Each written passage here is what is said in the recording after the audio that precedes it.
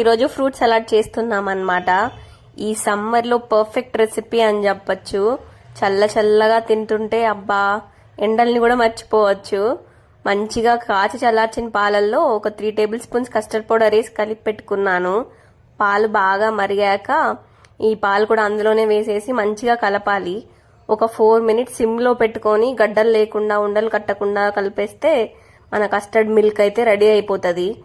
అందులోనే కావాల్సినంత బెల్లం కానీ లేకపోతే షుగర్ కానీ వేసేసి కలిపేసి చల్లారి పెట్టాక ఉండలు ఏమైనా ఉంటే మిక్సీ పట్టేసుకోండి ఒకసారి.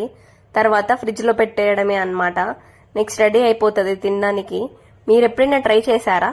ట్రై చేసుంటే ఎట్లుంటుందో కామెంట్ చేయండి. Bye guys, thanks for watching. YouTube లో చూపించడానికి 10 మినిట్స్ రెసిపీ అయినా నేను దాని వెనకాల 2 అవర్స్ కష్టాన్ని అయితే నేను పడ్డాను. అంత కష్టపడి తినాలని చెప్పి చేసి 2 బస్సులు మారి ఎల్లంక నుంచి కేఆర్పురం వెళ్ళి ఇస్తే అది తీసి ఫ్రిడ్జ్ లో పెట్టుకునే దానికి కూడా ఒళ్ళు బరువు అనమాట. అలా ఉంటదన్నమాట ఈ హస్బెండ్స్ తోని బాయ్ ఫ్రెండ్స్ తోని. మీలో ఎంతమంది ఎక్స్పీరియన్స్ చేశారో కామెంట్ చేయండి. అమ్మో బాబోయ్, మరీ ఇలా అయితే ఎలా అండి బాబు. చేసిన వాళ్ళు పాయే, కష్టం పాయే, తీసుకొని వచ్చింది పాయే, తీసి తినడానికే ప్రాబ్లం అయితే ఎలా?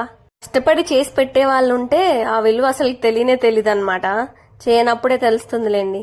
అది అయ్యే వరకు మనం వెయిట్ చేయాల్సిందే. ఇంతకీ మీరేం తిన్నారు ఈరోజు? కామెంట్ చేసేయండి. ఈ కస్టర్డ్ రెసిపీని 3 పార్ట్స్ గా పోస్ట్ చేశాను, చూసేయండి. Bye guys, thanks for watching.